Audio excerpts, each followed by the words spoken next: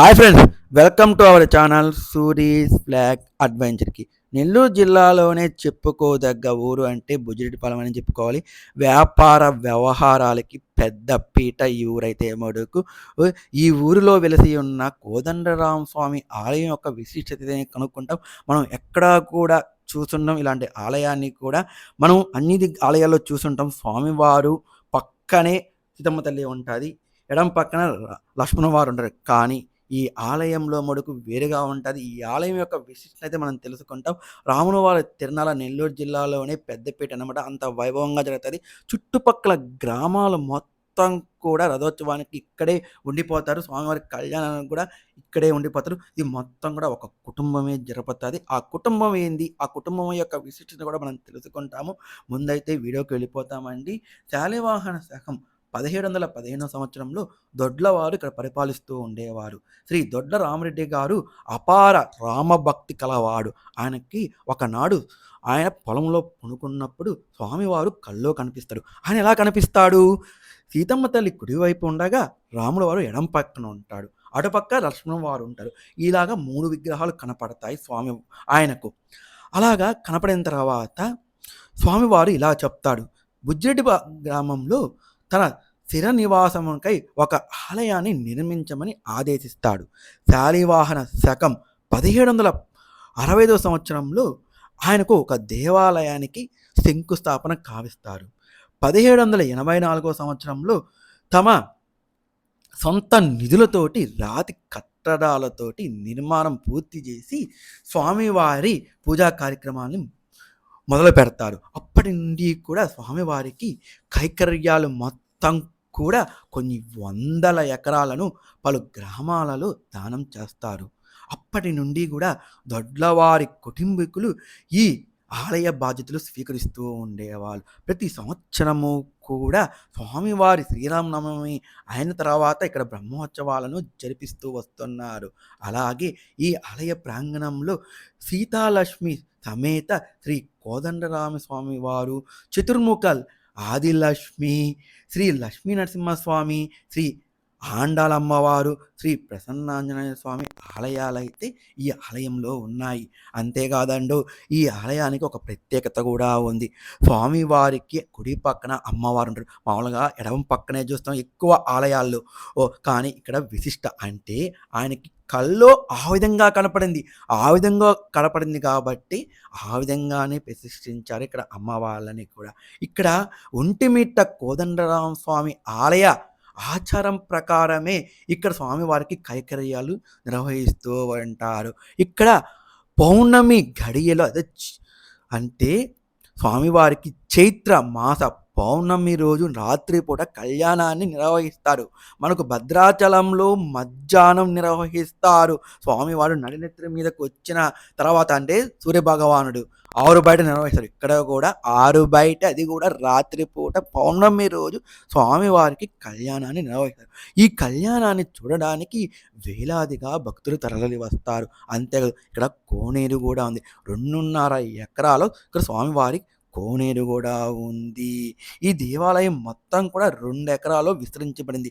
గాలి గోపురం 100 అడుగులు, 40 అడుగుల రథం కూడా ఉంది. ఇక్కడైతే మడుకు మా నెల్లూరు జిల్లాలోనే అది పెద్దది అంటే గోపురం అంటే ఇదే చెప్పుకోవాలి.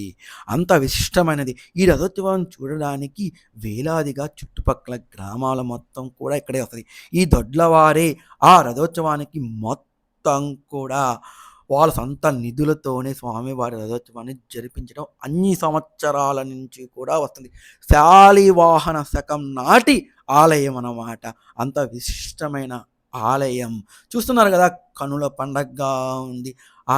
స్వామివారికి ఇలాగ ఎప్పుడూ జరుగుతూనే ఉంటుంది. కానీ ఇంతవరకు ఎవరు కూడా తెలియదు కూడా ఈ ఆలయం యొక్క విశిష్టతను కూడా ప్రతి ఒక్కరు కూడా తెలుసుకోవాలి. ఆలయంలో అడుగు పెట్టగానే తెలియని ఆధ్యాత్మికపరమైన ఆనందానికి లోనయ్యా. నేనైతే మటుకు ఆ పరిసర ప్రాంతాలను చూసి మైమరిచిపోయా. అడుగడుగును కూడా రామనామంతోనే జపిస్తూ ఉన్నారు. 3000 మంది పైగానే ఈ రథాన్ని లాగుతారు. వేలాదిగా భక్తులు తరలి వస్తారు ఈ రథోత్సవం చూడడానికి. 2 కళ్ళు కూడా సరిపోవు. అంత వైభవంగా జరుగుతాది ఇక్కడ రథోత్సవం అయితే మటుకు. ఇది మొత్తం కూడా దొడ్లవారి వంశీకులే జరిపిస్తారు ఆ ఒక్కరోజు మటుకు. ఓహ్! అంత వైభవంగా జరుగుతాదండి. అంత కన్నుల పండగగా ఉంటది. ప్రతి ఒక్కరూ కూడా చూడదగిన మహత్తరమైన మహాపుణ్యక్షేత్రము బుజ్జిరెడ్డిపాలెంలోని శ్రీ కోదండరామస్వామి ఆలయము.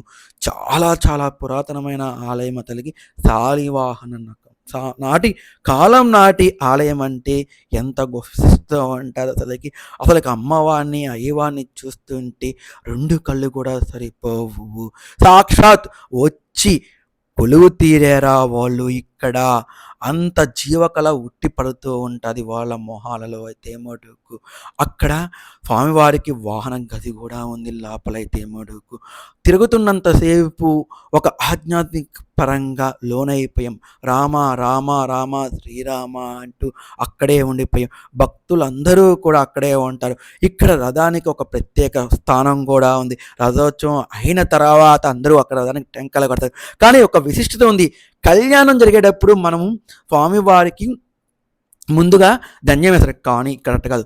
అమ్మవారి మాంగళ్య ధారణ అయిన తర్వాత స్వామివారికి కంకణ ధారణ కానీ, మెల్లో ధన్యం కానీ వేస్తారు. నేను ఎక్కడో ఇలా చూడలేదు. నేను కళ్యాణం చూశాను కానీ స్వామివారి పక్కన కుడి పక్కన అమ్మవారు ఉంటుంది. ఇదేంది ఈ పక్కన ఉంది, ఏంది ఆలయం యొక్క విశిష్టత అని తెలుసుకుంటామని చెప్పి మా ఫ్రెండ్ను కనుక్కొని అది కిరణ్.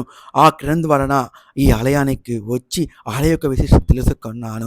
లోపలికి పోయి చూడగానే అతను పెట్టిన ఫోటోలాగే ఉంది లోపల అమ్మవారి ఈ రూపం కానీ విగ్రహం కానీ. అంటే స్వామివారి పక్కనే కుడి పక్కనే సీతమ్మ తల్లి ఉంటుంది. ఏంది ఇలాగ ఉంది అంటే అప్పుడు చెప్పారు ఈ చరిత్ర. మీకు చెప్పిన ముందు చరిత్ర. ఆయనకి కళ్ళు ఆ విధంగా కనిపెట్టాడు ఆ మహానుభావుడికి. దాని ప్రకారమే అక్కడ ఆ స్వామివారి విగ్రహాలు చేయించి విగ్రహ ప్రతిష్ఠ చేశాడని చెప్పి మా వాడైతే చెప్పాడు. తిరునాళ్ళకి పెట్టింది పీట. అంతమంది జనాభా వస్తారు. అంత వైభవంగా జరుగుతుంది. ఈ అంగల్లో కానీ అక్కడ కానీ అందరూ కూడా అన్ని వ్యాపారాల సంస్థలు మూసుకొని స్వామివారి రథోత్సవంలో పాల్గొంటారు. అంత వైభవంగా జరుగుతుంది. అంత కన్నుల పండగగా ఉంటుంది అక్కడ వారం రోజులైతే మటుకు. అందుకోసమే ప్రతి ఒక్కరు కూడా ఎక్కడున్నా కానీ ఆ ఊరు గ్రామ ప్రజలందరూ కూడా వచ్చి రామవారి రథోత్సవంలో పాల్గొంటారు.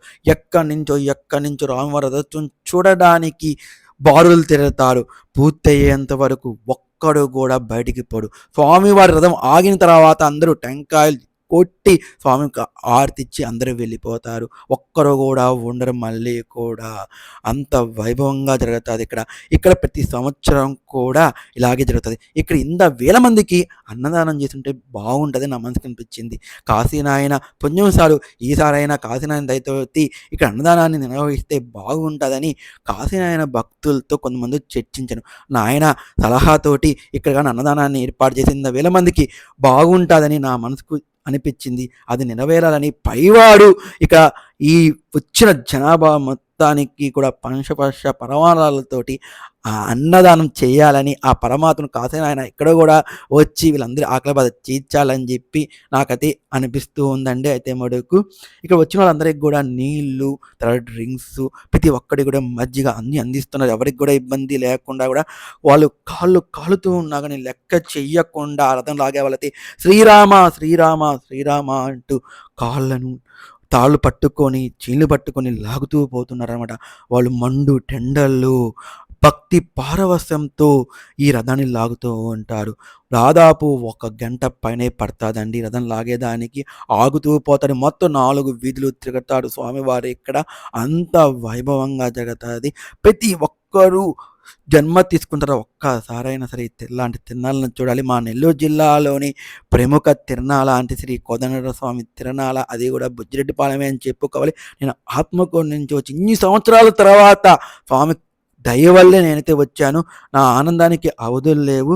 నీకు కోనేరు చూస్తున్నారు కదా, ఈ 2.5 ఎకరాలో ఈ కోనేరు ఇక్కడే స్వామివారికి తెప్పోత్సవాన్ని నిర్వహిస్తారు. అది కూడా తర్వాత రోజు స్వామివారికి అంత వైభవంగా జరుగుతుంది తెప్పోత్సవం అయితే. అదే రథోత్సవం జరిగిన రోజే స్వామివారికి సాయంకాలం ఇక్కడ తెప్పోత్సవం జరుగుతుంది. ముందు రోజు కళ్యాణం, తర్వాత తెప్ప, రథోత్సవం ఇవన్నీ కూడా జరుగుతాయి. అందరూ కూడా బారులు తీరుతారు. ఎక్కడ కూడా బంధువులు మొత్తం కూడా ఆ ఊళ్ళోనే కొలువుతీరు. అందరిళ్ళకి వచ్చేస్తారు. అంత వైభవంగా జరుగుతుందండి. ఇక్కడైతే మనకు ప్రతి ఒక్కరు కూడా చూడాలి. ఈ వీడియో కానీ నచ్చితే ఒక లైక్, ఒక కామెంట్ తప్పకుండా ఇవ్వండి. ఈ రథం వచ్చేసి మన ఆంధ్రాలోని అతి పెద్ద రథము అని చెప్తారు. అక్కడైతే మనకు గాలి గోపురం కూడా రంగనాథ స్వామి గుడి కన్నా పెద్దది అని చెప్పి ఆ గ్రామస్తులు అయితే చెప్పారు. అంత విశిష్టమైన ఆలయం అయితే మటుకు ప్రతి ఒక్కరూ చూడండి. మామూలు రోజుల్లో కూడా వచ్చి చూడండి. మామూలు రోజుల్లో స్వామివారిని ప్రశాంతంగా చూడొచ్చు. మేము పోయినప్పుడు కానీ జనాభా కూడా అవ్వలేదు. అందరూ రథం దగ్గర ఉన్నారు కాబట్టి స్వామివారి దర్శనానికి 10 నిమిషాల్లో అయిపోయింది. చాలా అద్భుతంగా ఉంది. ఆలయంలోకి వెళ్ళిన తర్వాత మాకైతే మటుకు అక్కడి నుంచి రావాలైతే అనిపించలేదు. అంత బాగుంది. ఆ ఆలయంలోకి వెళ్ళిన తర్వాత అన్నీ ఇక్కడే ఉన్నాయి. ఆ ప్రాంగణంలో ఉన్నాయి. ఆంజనేయ స్వామి ఉన్నారు. ఆ పరమ భక్తుడైన ఆంజనేయ స్వామి అక్కడే ఉన్నాడు.